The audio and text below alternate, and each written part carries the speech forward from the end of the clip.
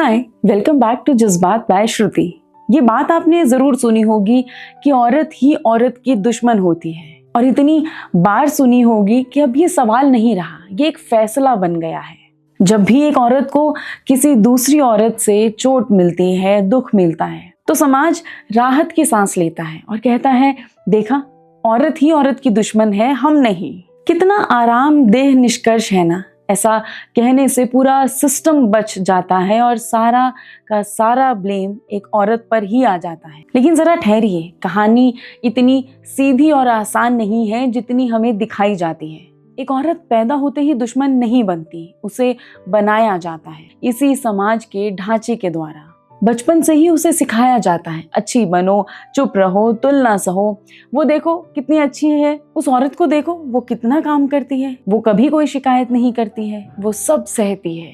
हम बचपन से ही एक औरत के आगे दूसरी औरत की तुलना करके उसे नीचा दिखाते रहते हैं, और यहीं से शुरू होती है एक अदृश्य प्रतियोगिता, जिसका कोई अवार्ड तो नहीं मिलता पर एक्सेप्टेंस जरूर मिल जाती है। और इस एक्सेप्टेंस के लिए एक औरत क्या क्या नहीं करती है।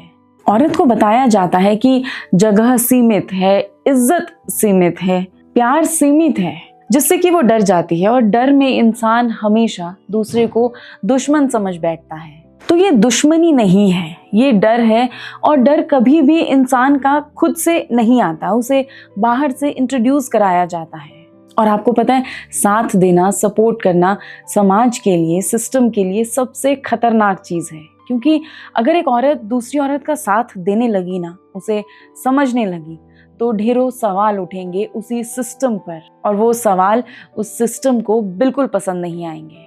सच तो ये है कि औरत औरत की दुश्मन नहीं होती, वो उस सोच की शिकार है जिसने उसे ये समझाया और बताया और डराया भी कि दूसरी औरत उसकी जगह ले लेगी, और अपनी जगह को प्रोटेक्ट करने के लिए वो दूसरी औरत को ही दुश्मन समझ बैठती है। जबकि सच ये है कि जगह सबके लिए है, बस इस डर को दिल से निकालने की जरूरत है। और इसका सबसे बड़ा विद्रोह यही है कि एक औरत दूसरी औरत को नीचे नहीं, अपने साथ खड़ा करे। क्योंकि जिस दिन एक औरत ने दूसरी औरत को दुश्मन नहीं, आईना समझ लिया ना, उस दिन ये कहावत भी खुद ब खुद शर्मिंदा महसूस करेगी।